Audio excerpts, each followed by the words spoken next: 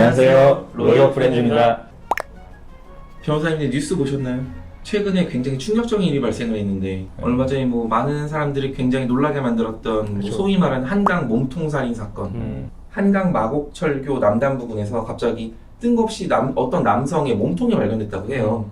아니 그 몸통만 발견했으면 토막살인이라는 건데 피해자가 누군지를 밝히는 게 중요하잖아요. 그렇죠. 원래 피해자 신원이 특정이 돼야 그 주변 인물들을 이제 조사를 해서 그렇죠. 이제 계속해서 확장해 나가는 거죠. 그럼 일단 몸통이 있으면은 이 사람이 누군지 알 수 있을까요? 몸통만 가지고 네. 뭐 DNA를 전부 다 보관하고 있는 게 아니잖아요, 나라에서. 그렇죠. 몸통만 나오면 특정을 할 수가 없을 것 같은데. 그렇죠. 신원을 확인할 때에는 여러 가지 방법이 있는데 최근에 가장 흔하게 사용되는 DNA이긴 해요. 근데 이 사건 같은 경우에는 그 몸통이 강물에 버려져 있었단 말이죠. 근데 물에 너무 오랫동안 있으면 결국 썩어버리면 DNA 채취가 힘들어질 수가 있어요. 근데 다행히 이 사건 같은 경우에는 이제 DNA 채취까지는 가능했는데 방금 이 변호사 말씀해 주신 것처럼 DNA가 있다고 해서 이 사람이 누군지는 알 수가 없어요. 왜냐하면 전 국민의 DNA가 데이터베이스로 만들어지고 지금 나라에서 보관하고 있는 게 아니기 때문에. 맞아요. 근데 나라에서 모든 사람들의 그 데이터베이스를 모아서 관리하고 있는 게 있어요. 이거. 그렇죠. 십자지문. 지문을 확보할 수 있으면은 이제 지문을 대조해가지고 반대로 누군지 알 수 있는 거죠. 근데 몸통만 있으니까 이제 지문을 알 수가 없잖아요. 그렇죠. 아, 이렇게 미국에 빠지는 건가 싶었는데 행주대교 남단 한 500m 정도 지점에서 팔꿈치 아래쪽에 그 사체가 발견이 됐어요. 계속 물에 빠져 있었단 말이에요. 그렇죠. 불어서. 네. 손 변호사님 목욕탕 가는 거 좋아하세요? 좀 목욕 좋아하죠. 그쵸. 깨끗한 남자일 때만. 아니. 근데 목욕탕 갔다 오면은 항상 손을 보면은 하얗게 불어 있잖아요. 그 약간 그 할아버지 할머니 손처럼. 네, 이렇게 쪼글쪼글해지고 막. 막. 네. 그 상태에서 이게 지문을 찍으면 이게 찍힐까요? 찍히지는 않으니까 모양이 좀 이상하게 찍히죠. 그렇죠. 사체 그 팔 아래쪽을 찾아가지고 일단 좀 말려서 핀 다음에 찍어봤는데 다행히 아직 심하게 부패가 되지 않아서 지문이 나왔어요. 그래서 궁금한 게 있어요. 네. 그 상온에서 시체가 썩는 것과 물에 있는 상태에서 시체가 썩는 것이 시간상 좀 다를 것 같은데. 보통 아무래도 물에 있는 게 좀 더 빨리 썩는다고 보는. 진짜요? 물이 더 빨리 썩어요? 부패가 시작되면은 이제 그 안쪽에서 세균들이 가스를 만들어내고 그러거든요. 아. 그러면은 이제 막 되게 땡땡하게 불어올라요, 시체가 막. 그러면 터지기도 하고 그러기 때문에. 지문 나오고 이러니까는 쫄려서 자수한 거 아니에요? 그렇죠. 그래서 실제로 16일에 이제 팔이 발견됐고 17일에 이제 범인이 자수를 했어요.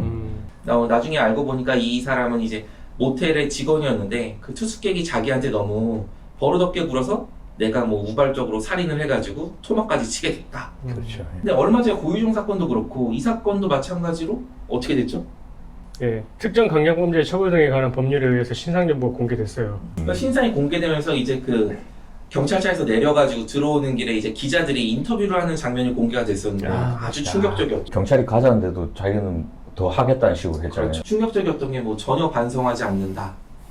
다음에 또 다음 생에 또 똑같은 일이 생기면은 난 또 죽일 것이다. 그렇죠. 나중에 최종적인 판결 선고에 영향을 미치겠죠. 충분히 안 좋은 양형인자로서 영향을 미치죠. 전혀 반성하는 기미가 없잖아요. 그렇죠. 이런 상황에서 자수를 해도 효력이 있나요? 사실상 자수의 효력을 보기는 힘들 것 같긴 한데 그래도 이제 어쨌든 자수를 했다라는 사정은 또 참작은 또 해주긴 할 것 같아요. 근데 그렇죠. 우리가 자수는 보통의 맞아요. 그 자수에서 이제 인정해주는 그 정도까지는 아니겠지만 그래도 고려는 좀 하지 않을까. 이 사람이 좀 특이한 게 갔다가 다시 돌려보내잖아요.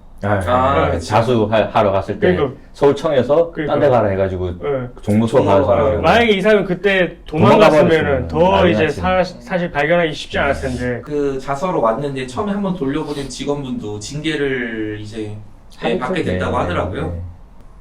계획적으로 죽이진 않았겠죠. 모텔에서 처음 본 사이니까.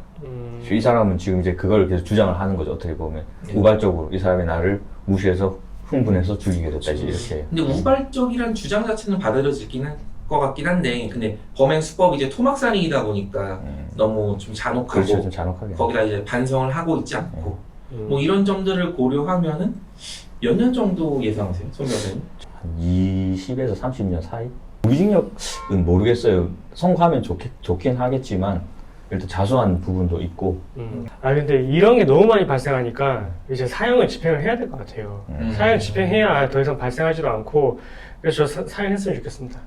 사실 이게 유기징역으로 나오는 거는 너무 법 감정에 뭐 맞지도 않고 특히나 이제 멘트 자체가 저는 너무 충격적이었던 것 같아요. 이런 사람한테 유기징역을 주는 건 좀 약간 좀 약한 게 아닌가. 근데 그렇다고 또 사형까지 가기에는 또 사실상 사형 폐지 국가이기 때문에 아마 저는 무기징역 정도가 되지 않을까 조심스럽게 예상을 합니다. 네, 요즘 들어서 너무 충격적인 사건들이 연일 뉴스에 보도되니까 점점 흉흉해지는 세상인데 앞으로는 조금 더 조심스럽고 안전한 사회가 되기를 바라면서 오늘은 마치도록 하겠습니다. 감사합니다. 감사합니다. 영상 재밌게 보셨나요? 저희가 준비한 또 다른 재밌는 영상을 보시려면 이쪽으로 가시면 되고요. 구독 눌러주실 거죠? 구독은 무제니까요. 구독 눌러주실 거죠? 구독은 무제니까요. 아, 눌러주실 거죠가 너무